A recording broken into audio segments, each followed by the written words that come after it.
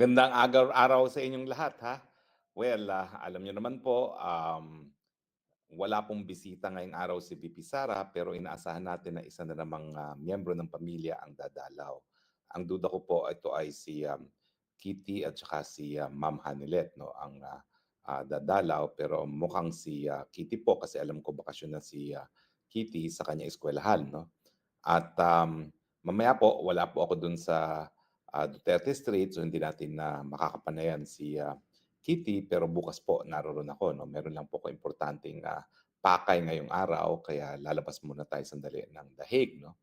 Pero bago tayo lumabas at kami po ay aalis ng mga 12:30 at ngayon po ay parang 12:00 na, eh kinakailangan naman nating pag-usapan ang naging reaksyon ng palasyo doon sa lumabas na ulat na ang kinamatay ni Paulo Tantoco ay isang cocaine overdose at yung lumabas na police report na isinapubliko ng respetadong komentarista na si Bobby Tiglao na kasama doon sa kwarto ang ng kung saan nakita yung patay na Paulo Tantoco itong si Liza Araneta Marcos.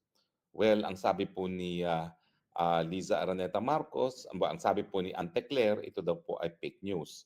Well, kung fake news ito, Ante Claire, anong totoo? Ano bang fake news? Hindi naman po pwedeng ma-fake news na namatay ang Paulo Tantoco because of cocaine overdose, no? Yan ang po ay mother of science. So siguro ang dinidispute niya, yung lumabas sa police report na sang-ayon sa investigasyon ng Beverly Hills Police, ay kasama sa kwarto na namatay itong si Liza Araneta Marcos, no?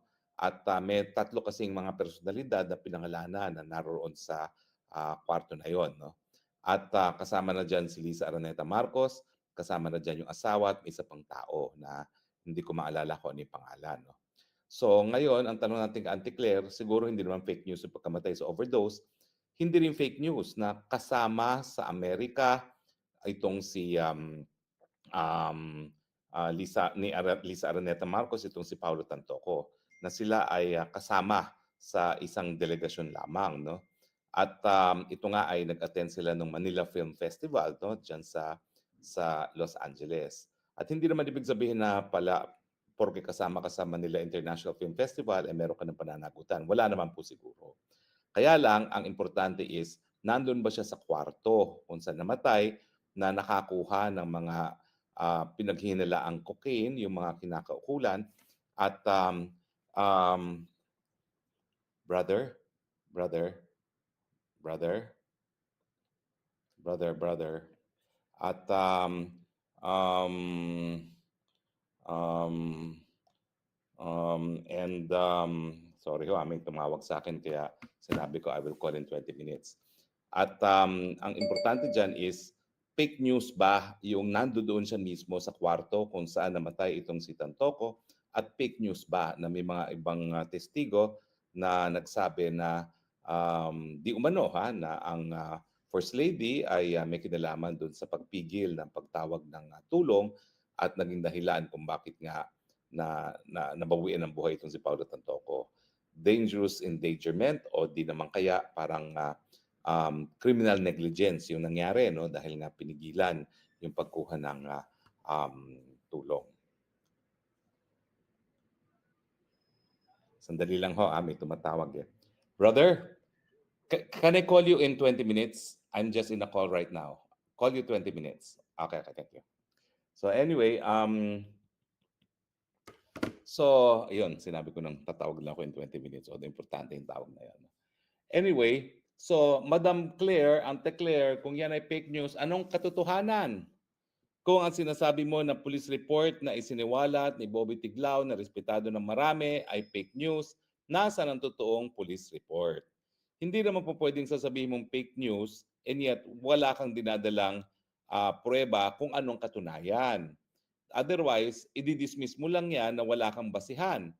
Samantalang ang isang periodista, itinaya niya yung kanyang kredibilidad bilang isang mamamahayag.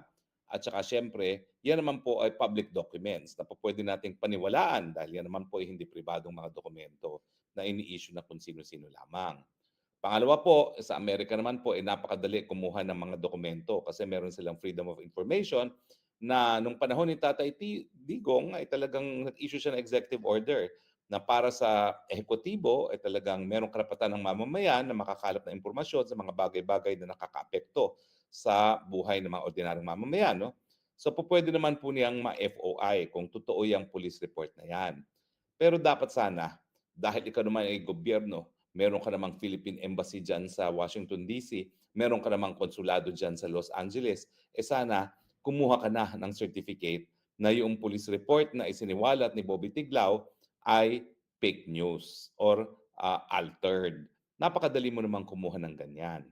Now, kung sasabihin na natin na gaya ng sinasabi mo na walang pangalan doon si Liza Araneta Marcos, kinakailangan malaman pa rin ng tao nasaan siya nung gabi na nangyari ang pagkamatay ni Paulo Tantoco. O alam natin, kumakalat na sa internet, na yung gabing yon magkakasama sila ni Paulo Tantoco. In fact, may kumakalat na larawan na video sa internet na magkatabi sila nang sila'y naghuling hapunan. O, di mo? Nagkaroon pa ng last supper si Paulo Tantoco na ang katabi niya ay si Liza Araneta Marcos, no? At meron din mga video na nagpapakita na sasayaw-sayaw sila. Actually, nagulat ako, ang dami kong kakilala dun sa nakasama ni Lam, no? Kasama ng isang kongresista na nung panahon na tumatakbo pa rin ang kongreso, kamuntik na akong mabaril dun sa kanyang probinsya, no? So, anong katotohanan? At sa dami naman ng access na impormasyon ng iyong opisina, sana kung ikay nagsasabi na fake news, linabas mo kung ano ang katotohanan. O, kung meron naman tayong police report na nagsasabi na wala naman doon sa kwartong yun ang Liza Araneta Marcos, sana linabas mo na yung police report na yan. Now, isa pang karagdagang katanungan kasi hindi naman natin mahihiwalay itong bisita ni Liza Araneta Marcos, ni Marcos Jr. sa Washington DC at yung desisyon na hindi sumama si Liza Araneta Marcos. Sa tingin ko, ito yung one rare moment na isang working visit na hindi sumama ang Liza Araneta Marcos, di ba? Kaya presidente. Bakit?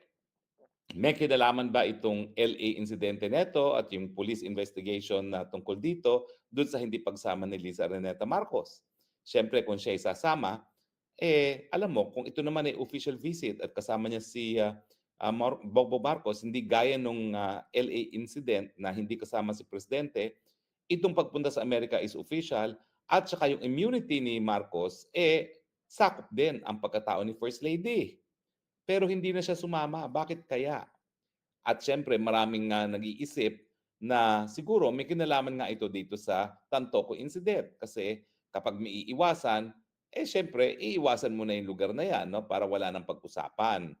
Kasi kakaiba na hindi siya sumama. Alam naman natin lahat ng working visits, lahat ng state visits, sumasama si First Lady. Ang feeling ko nga kasi siya yung coach ni Marcos Jr. kung anong gagawin niya kapag kasama na niya yung mga iba't ibang leader ng daigdig. O ba't hindi siya ngayon kasama? Well, ang isa pang nakapagtataka is ang timing ng lahat. Ako'y naguguluhan. Lumabas yung coroner's report, lumabas yung balita na pinapupunta ng Amerika ni Trump si BBM. Alam niyo itong invitation nito, nagulat ako ha. Kasi inaayos yung mga working visit na yan, matagal yung ayusan. At normally, kapag nag-imbita ang Amerika, ipaparating sa DFA at paplansyahin ng DFA at ng State Department yung detalye, pero ito ura-urada. Para bagang sinamon itong si PBBM ni Trump. At dahil ito namang si PBBM atat na atat na magkaroon ng picture kasama si Trump para sabihin suportado siya ni Trump, talagang tinanggap kaagad. No? Pero sa katunayan, sa diplomasya, talagang pinaghahandaan po yung mga bisita na yan. So hindi ko alam ngayon kung yung pagtawag, talaga namang pagsamon. Ang nangyari dyan, samon. Parang pinapunta siya, samon, at ura-urada kang pupunta. Kasi tignan nyo ha, magse-State of the Nation address, aalis ang presidente ng 20 ng Hulyo. Babalik ng 22. Di ba 24 na ang SONA? Nagpa-practice pa yan eh. Kung nagpa-practice na nga siya, pumapalpak pa siya, ngayon pa kaya na hindi siya magpa-practice at santo-santo pa siya dahil nga siya ay lilipad, no? Magsosona na. So, alam natin na hindi talaga pinaghandaan itong pagpapatawag sa kanya sa Amerika. It was more of summon. So ngayon, pag pinagtagni-tagni natin yan, at saka yung deklarasyon ni Rubio na talagang hindi tayo iiwanan, Ano ang nakikita nating larawan? Unang-una, dawit ang First Lady sa isang pagkamatay.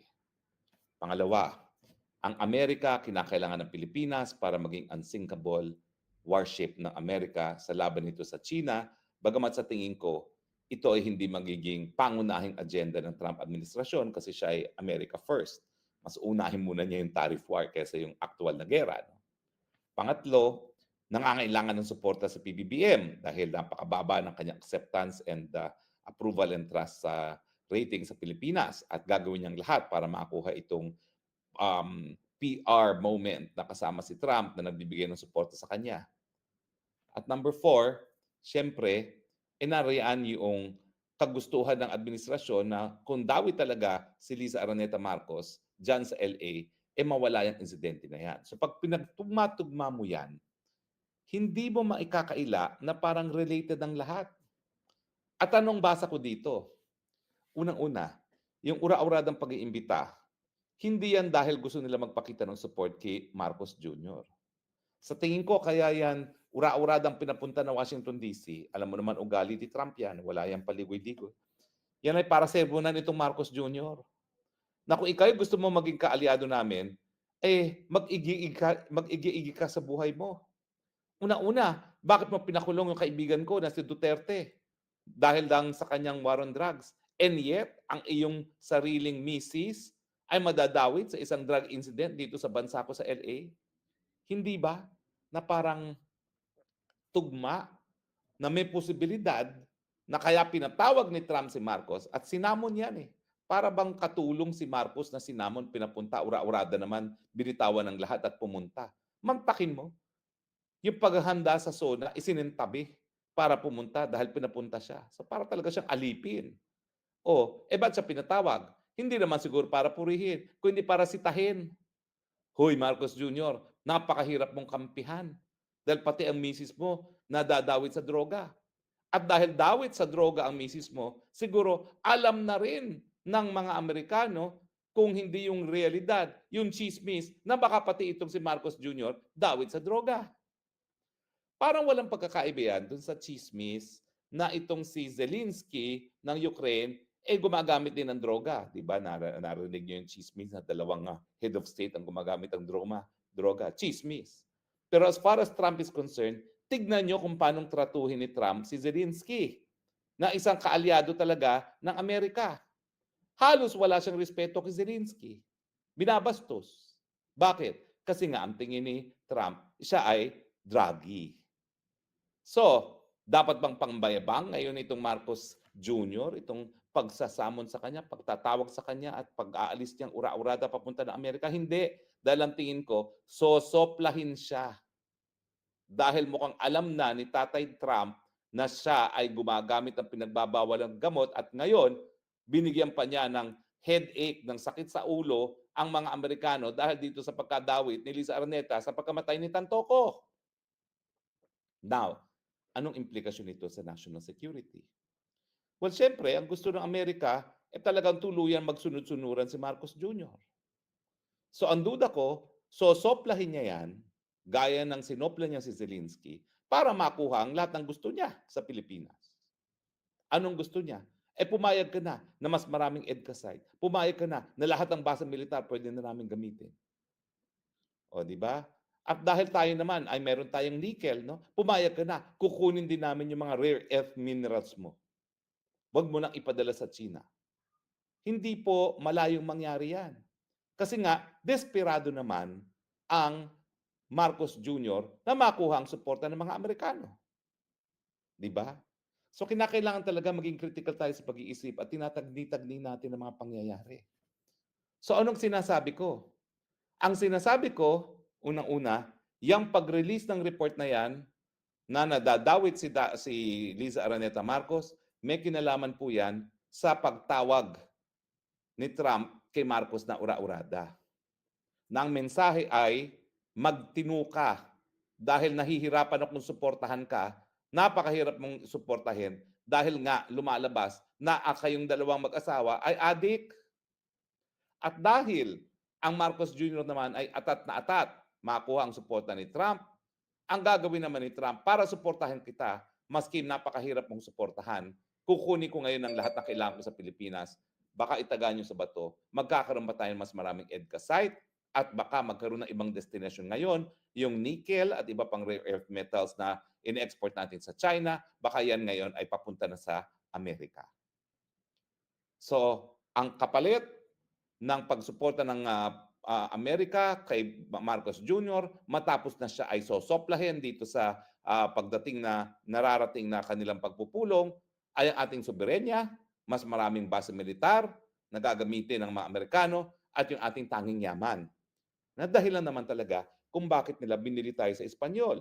Yung ating lokasyon na tayo stepping stone sa China at yung mga um, nababalitang tanging yaman dahil mula nung panahon ng mga Espanyol, talaga namang ang tanging kalakalan na nangyayari ay ginto kapalit ng kung ano-ano mang mga bagay-bagay na nabebenta doon sa Mexico ng mga panahon na yon o yung panahon ng galleon trade. So nakita nyo, hindi po pwede na sabihin lang ni Auntie Claire na fake news.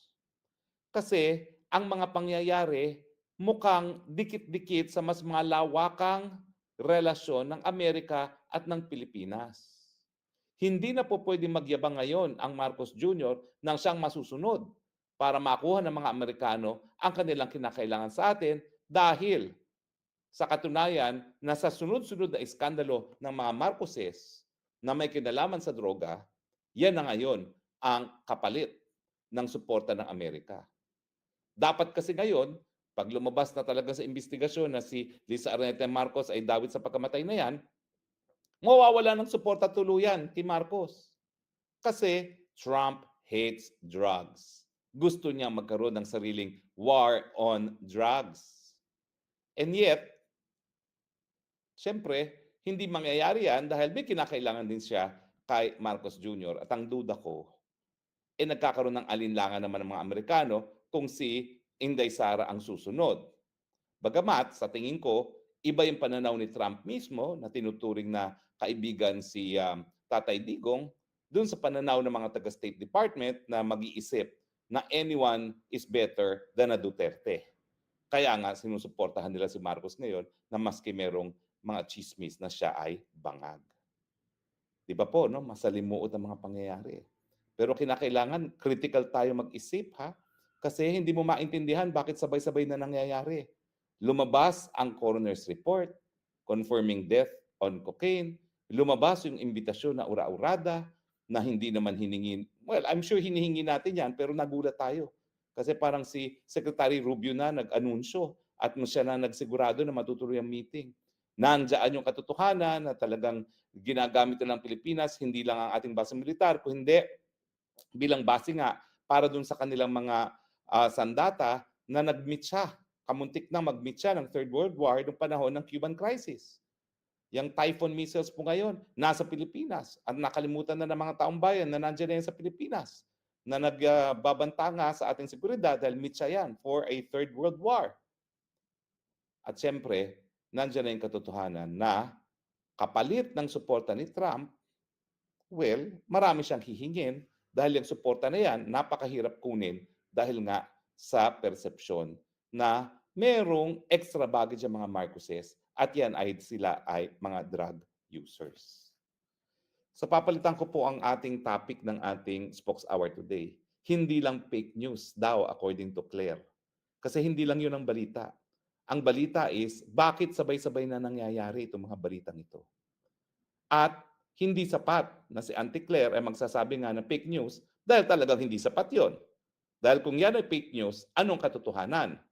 Pero bukod pa sa katotohanan, bakit na ilabas itong katotohanan na ito sa panahon ngayon na parang sunod-sunod ang mga pangyayari? Di ba? Mag-isip tayo mga kababayan. Hindi po pwede na tayo nagmimiron lamang. Maraming mga malalalim na pangyayari as we speak at pagsasamantalahan, I am sure na mga dayuhan, yung bisyo na mag-asawa.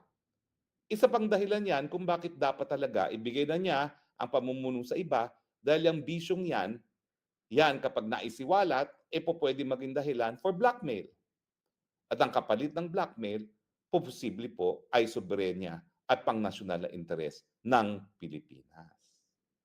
Agree ba kayo o I disagree?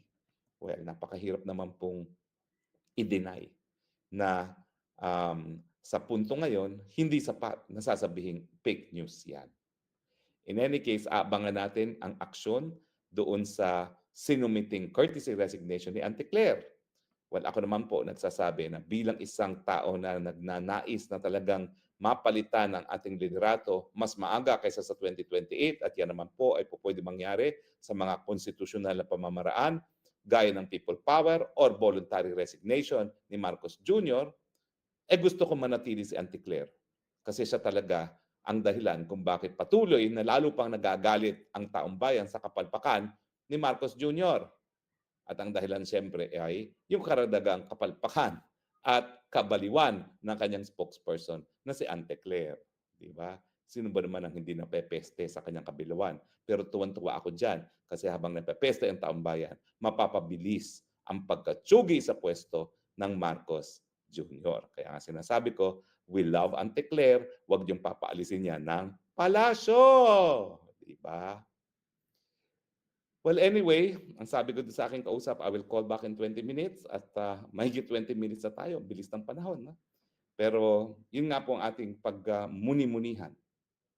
Ano ba ang mga dahilan sa mga pangyayari na sabay-sabay na nangyayari? At siyempre, itong mga pangyayari ito nangyayari habang nagkakaroon ng pagbabago sa liderato ng Kamara at ng Senado. Ha?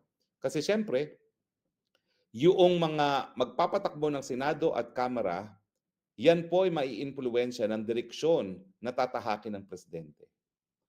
Kung ang presidente ay pipiliin na manatili ang Romualdez si Tambaluslos bilang speaker, talagang tuloy-tuloy ang impeachment.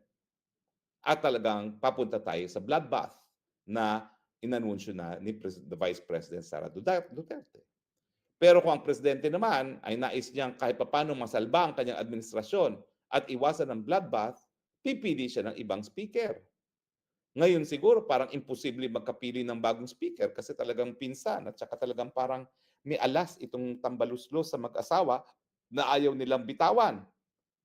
Pero depende po yan sa persepsyon ng presidente kung talagang siya ay nagnanais na matapos ang kanyang termino. Kung talagang gusto niya matapos ang kanyang termino, siyempre iiwasan niya ang bloodbath na binigyang babala na ng ating Vice President. Kung ako si Marcos Jr., alang-alang na lang sa matapos niya ang posisyon niya, iwasan na yung bloodbath na yan, palitan na si Tambaluslos dahil liability naman talaga yan. Dahil pag nagpatuloy ang Tambaluslos bilang speaker, patuloy pa rin ang gawain ng mga WAD committee. Naku, kawawa na naman si Harry Roque. Hahabulin at hahabulin pa rin niya. Hinahabol na nga ngayon. Mas patindi pa siguro ang paghabol na gagawin sa mga susunod na panahon pag si Tambaluslos pa rin. At lahat po yan, may kinalaman sa relasyon ng Pilipinas at ng Marcos at siyempre yung bisyo ng mag-asawa, may relasyon yan kung paano gagamitin yan ng mga Amerikano para isulong ang kanilang pangnasyonal na interest na alam nila na ang Marcos Jr. ay nangangailangan ng kanilang suporta. Ang sa akin mga kababayan, kinakailangan maging mapag-isip, maging kritikal, magbantay sa lipunan. Dahil ngayon po talaga mga nangyayari sa ating kasaysayan, ito po ay malalalim na mga bagay-bagay at ito po ay makakaapekto sa araw-araw na buhay ng mga ordinaryong mamamayang Pilipino. Maraming salamat po sa inyong patuloy na pagtangkilik at sa muli nating pagbabalik, ito po yung Spokes ng Bayan nagsasabi, I love you Philippines, you're the only country that I have, you're the only country that I love. Bye!